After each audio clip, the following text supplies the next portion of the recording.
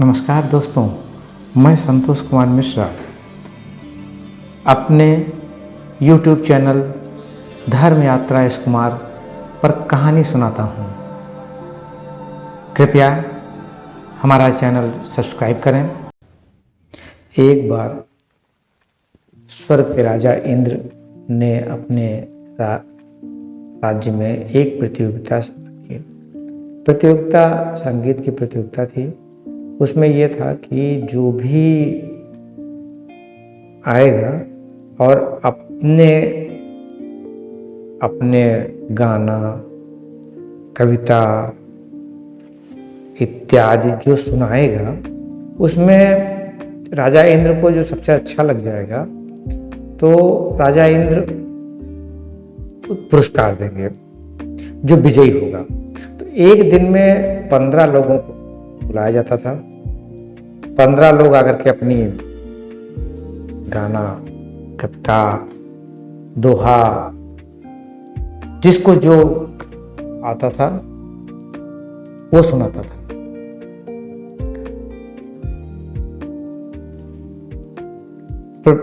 प्रभु इंद्र जिसको की कविता, दोहा उनको पसंद आ जाता था, शाम को उसको पैसा, जेवर, धन, दौलत इत्यादि से सम्मानित करके भेजते थे।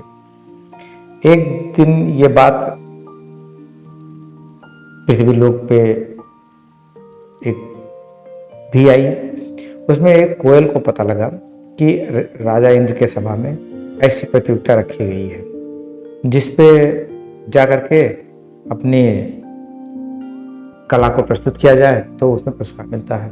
कोयल उस प्रतियोगिता में गई और प्रतियोगिता में जाकर के कोयल ने अपना गाना सुनाया। कोयल की आवाज बहुत ही सुरीली होती है, आप सभी लोग जानते हैं। तो कोयल ने जब गाना सुनाया तो लास्ट में इंद्र को कोयल का गाना सबसे बढ़िया पसंद आया। कोयल की आवाज बहुत पसंद आई, बहुत मिठास मधुर आवाज से उसने मन से गीत सुनाया था। राजा इंद्र को पसंद आया। उन्होंने उसको पैसा, जेवर, सोना इत्यादि से सम्मानित करके भेज दिया। जब कोयल वापस अपने घर आई तो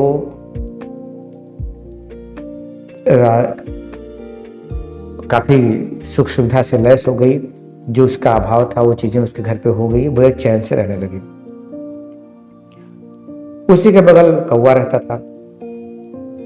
कौवा एक दिन कोयल के पास आके पूछा, दीदी ये बताइए कि आप इतने धनवान कैसे हो गई, आपके पास सारी सुख सुविधा उपलब्ध हो गई है।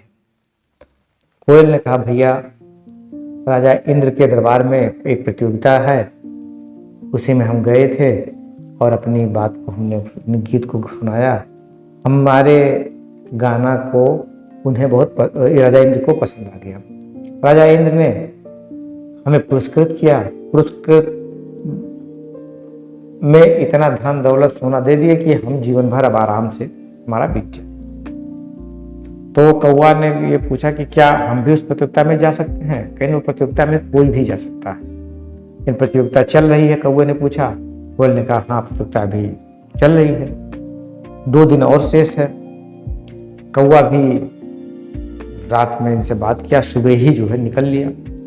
वो भी इंद्र के दरबार में पहुंचा और वहां पे बैठा कि हम भी अपनी कला को आपके समझ प्रस्तुत करेंगे।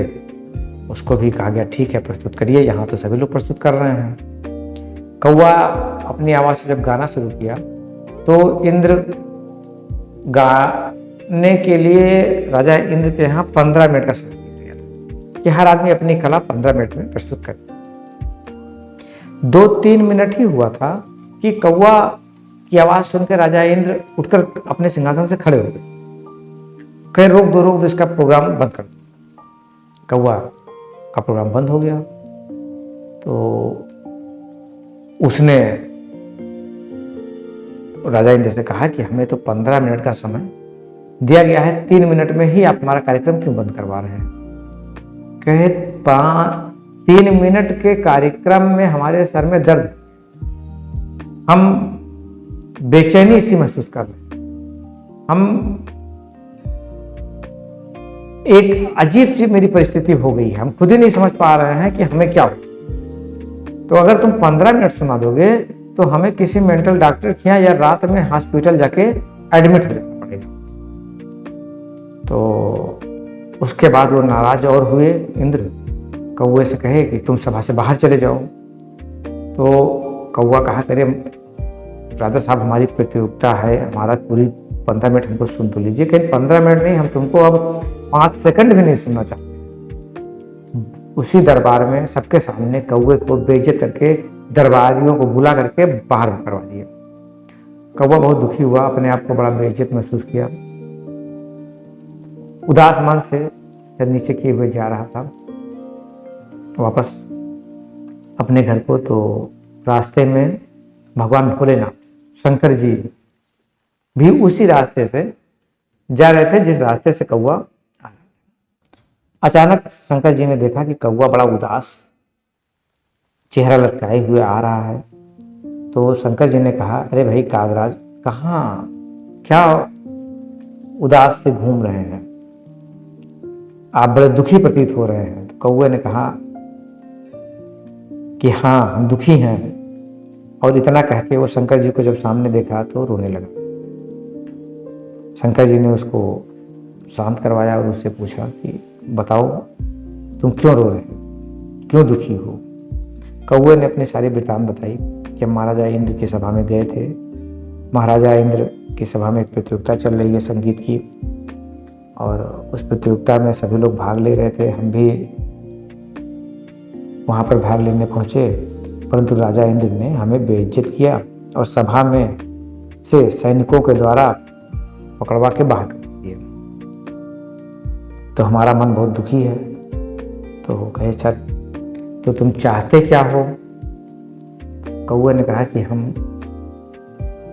गाना गाना चाहते हैं। कहे अच्छा तो गाओ, कौन रोकता है।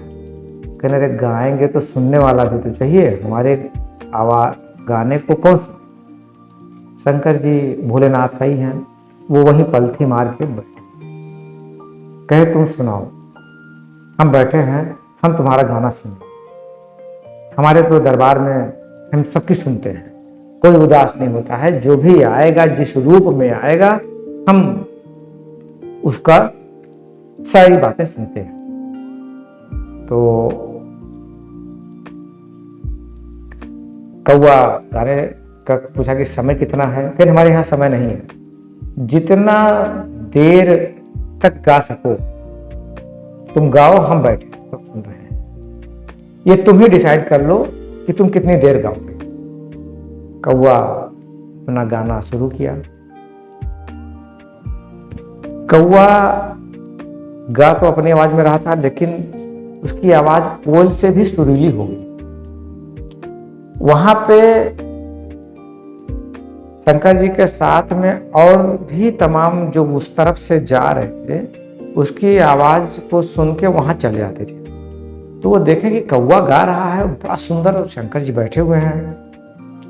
तो अब शंकर जी के सामने तो भाई कौवा की आवाज भी कोयल से मीठी हो जाएगी, उनके सामने तो जो जाएगा वो किसी भी रूप में जाएगा वहां जाके सुंदर हो जाए। अपने आप चमत्कार होना ही है, उनके पास चमत्कार हो गया। उसके बाद कौवे ने कहा कि लास्ट में अपने समाप्त किया प्रोग्राम को और कहा बस हम यही चाह रहे थे। तो राजा के इंद्र में तो पुरस्कार राजा देते थे, आप हमको क्या देंगे पुरस्कार, आपके पास तो कुछ क्या है, ही नहीं है। वहां से लोग सोना चांदी और जेवरात ले जाते हैं, अपना जीवन यापन खूब बढ़िया करते हैं। शंकर जी ने कहा कि देखो हम तुम्हें सोना चांदी धन दौलत तो नहीं देते, ये तुम्हारे पुरुषार्थ पे, तुम मेहनत करो, अपना कार्यक्रम करो, अपना भोजन की व्यवस्था करो, खेती करो, अनाज उपजाओ, भोजन करो। लेकिन हम तुम्हें एक आशीर्वाद ये देते हैं कि एक युग ऐसा आएगा कि लोग आपकी आवाज को सुनने के लिए आएंगे, आप कथावाचक बन जाएंगे, आपको सिंहासन में सबसे ऊपर बैठाया जाएगा और आप जो कथा कहेंगे उसको सुनने के लिए लोग दूर दूर से आए और वो नीचे जमीन में बैठ के आपकी कथा को सुनेंगे। लोग आपसे बोलने के लिए, आपकी कथा को सुनने के लिए, आपकी आवाज को सुनने के लिए लोग आपसे प्रार्थना करेंगे, आपसे विनती करेंगे कि आपकी आवाज को सुनने के लिए। तो ये चला आया कौवा। फिर आगे शंकर जी की वाणी थी तो सच होनी ही थी कि वो सत्य ही होगी, उसमें कोई दो राय है ही नहीं है। त्रेता युग में भगवान राम पैदा हुए। वही कौवा जिसको इंद्र ने बेइज्जत करके भगा दिया था, वही कौवा कागभुसुंडी हुआ। और वही कागभुसुंडी भगवान राम की कथा कहता है और उस कथा को सुनने के लिए लोग इंतजार करते कि जाके पहले से उसके सभा में बैठ जाते हैं, बैठ के इंतजार करते हैं कि अभी कागभुसुंडी जी निकलेंगे और भगवान राम की कथा कहें। इसी कथा को सुनने के लिए, जैसा कि हमारे पुराणों में लिखा है कि इसी कथा को सुनने के लिए पक्षीराज हंस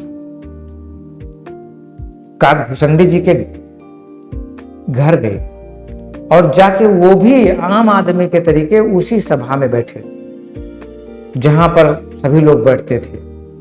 और कागभुसुंडी जी ने उनको देखा तो तुरंत प्रणाम किए, बुलाए कि पक्षीराज आप आइए, विराजिए यहाँ। तो कहे नहीं, हम जहां हैं वहीं बैठ के आप कहिए, आपकी वाणी से हम कथा सुनेंगे। और भगवान की कथा कागभुसुंडी जी कहे और पक्षीराज उसको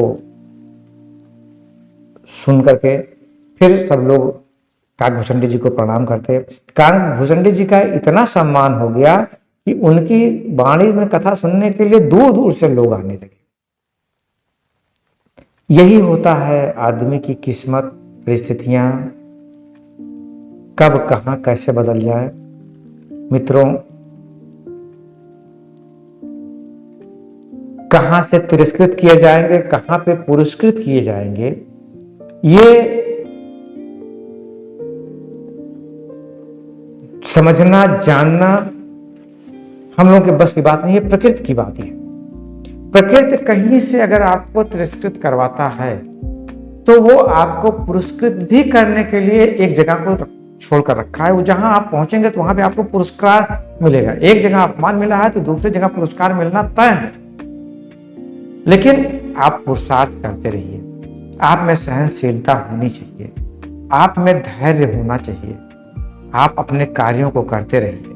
हाँ, तिरस्कार या अपमान के बाद थोड़ा सा मन दुखी होता है, लेकिन मन दुखी होने के साथ साथ आप उस परमात्मा को ध्यान में रखिए और निश्चित रूप से आपको कहीं न कहीं पुरस्कार मिले।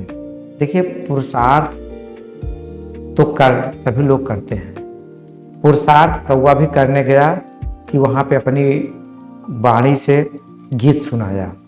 उसकी वाणी आवाज इतनी खराब लगी कि इंद्र ने उसको भगा दिया। कौवे की आवाज देखिए हम लोगों को भी अच्छी नहीं लगती है, लेकिन उस पुरुषार्थ के साथ में जब कृपा जुड़ गई, जब भगवान शंकर जी की कृपा जुड़ गई, वही वाणी जो वहां पे कर्कश आवाज थी वो यहाँ का शंकर जी के सामने मीठी हो गई, कोयल से भी मीठी हो गई। तो जब आप कभी भी पुरुषार्थ करें उसके साथ में कृपा का जोड़ना बहुत जरूरी होता है। और जब भी आपके पुरुषार्थ के साथ में कृपा जुड़ जाए, आपके सफलता कदम चूमे, आप आगे ही बढ़ते जाए, आपके शरीर से चमक आनी, आपके चेहरे पे चमक आनी शुरू हो जाएगी। लेकिन बंधुओं, पुरुषार्थ के साथ कृपा का होना भी जरूरी है। सिर्फ पुरुषार्थ से आप कार्य में सफल नहीं होते जब तक कि कृपा नहीं। कृपा किसी की भी हो सकती है। कृपा आपके बुजुर्ग, घर के बुजुर्गों का आशीर्वाद हो सकता है। कृपा किसी गरीब को का आपके ऊपर, आपने उसके लिए कुछ कर दिया हो, उसकी कृपा आपके ऊपर निकल आवे, उसकी वाणी से आपके लिए बढ़िया निकल जाए। कृपा कहीं से किसी भी रूप में आ सकती है। अगर कृपा आ गई, आपका पुरुषार्थ सफल हो गया। नमस्कार।